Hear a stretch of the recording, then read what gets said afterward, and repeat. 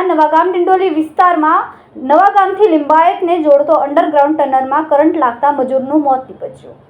સુરત શહેરના નવાગામ ડિંડોલી વિસ્તારમાં નવાગામથી લિંબાયતને જોડતા અંડરગ્રાઉન્ડ ટનલમાં કરંટ લાગતા એક મજૂરનું મોત નીપજ્યું. પાણીની મોટર બંધ કરવા જતાં કરંટ લાગતા મોત નીપજ્યું.